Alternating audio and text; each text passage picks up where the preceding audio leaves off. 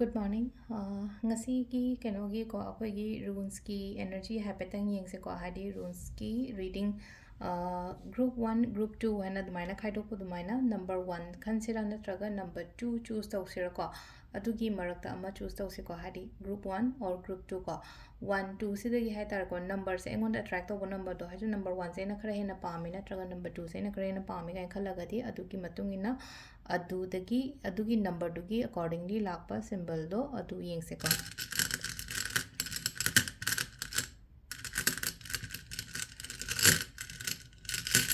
dusiragi ko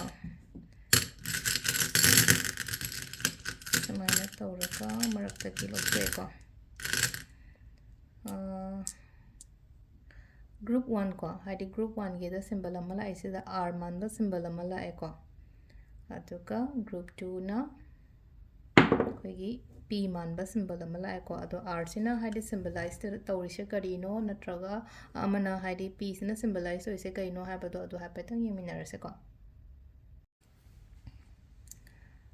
r ko hadi r se ko se laise koina hadi ngasi gi oina ko thaba inkhang chatpa yai ko hadi progress leiba hairasine ko right are riding hena dumaina su khar lei ko riding haiba gya atradi hadi aina chature ba lambi du da hadi changjan ba do hadi lambi chatpa hari journey chale hadi gari thauroga chatpa khotpa hairasine ko right and journey su hai ko sigi pot se ko growth kumba lei gani ko yamna proceed to aina tawge na khale hadi aina chatke na khali ba poto hadi adu to phajana chatpi ba copy ba kai ba kemta leite ko sigi keno se hadi akogi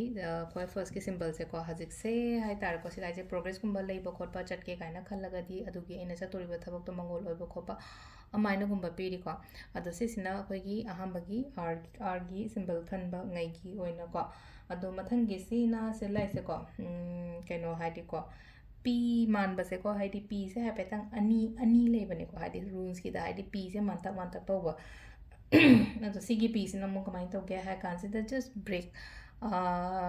haraga di hadi foundation da leraga thabak to gono ko hadi ketang ko hadi boundaries lan thora aga hadi thaba inkhang to biba khopi ba hai tare amai to raga lai ko amai to hai ko sigi meaning se hadi hadi beyond the limit hai tare ko hadi kano kani comfort zone hai sine ko hadi beyond the comfort zone gumba kai gumba da mai gumba to biba ko daw no adum ya gani ko thaba inkhang cha thokpo ko to ko matam da hadi daw ya gani adum blessings lebu do ishorna chanbi ba khopi ba adumai tawraga adugi meaning oina oire ko ado sise akhoi gi ngasi gi oina hadi runes ki reading se ma'am se da leire thank you